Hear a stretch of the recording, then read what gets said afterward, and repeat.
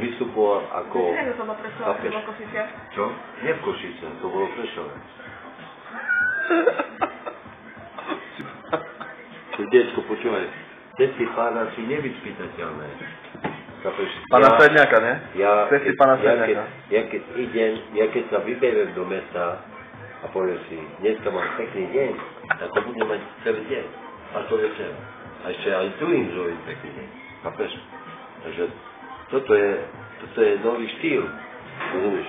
Takým štýlom ja idem, aký ešte tento štýl nezaviedol žiadny štát a žiadne náboženstvo a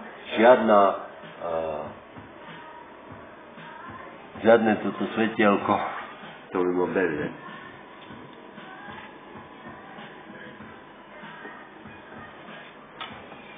Chceš to vidieť na tú školu? Nie, počúvaj, v čom? Haha! Navždy sa zachová v pamäti Stužková, keď si tak nesmelo šabľovalo drevo, asi sa čudoval tá naša Stužková. Obleky, kravaty, profesor dojatý, pri pulte onatý, dievčatá zmenené, šatami na dámy, úsmevné spomienky, už je to za nami. Prvého panáka sám si daroval. Keď tu te kapela Štefilka, čo skrývaš? Ukáž, čo skrývaš. Hrala tak pomaly, ako by zasali. Vyber to von. Hodiny nad bežia nám. Chcem vidieť, akú výbavu máš stále pri sebe. Výbava? Hej. Počkaj, to musím pozrieť. Fernet. To je fernetík. Fernet, štok. Máš na Fernet? To je fernetík, ale nemá značku, bo ako vizitka odišla. Toto je...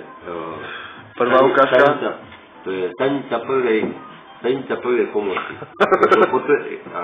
Keď stretieš pacienta niekde na ulici, chápeš, mu dáš prvá pomoc.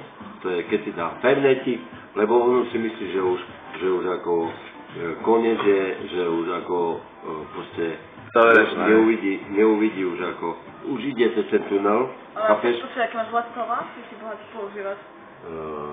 Delmakol a proste ide pacient cez ten tunel, ktorý je na polcesty ešte život a na polcesty už ide na ceste neba a pekla a vtedy pomáha fernetík, pomôže každému pacientovi, pomôže jednoznačne fernetík a pacient sa vracia naspäť do života v plnej kráse a sile.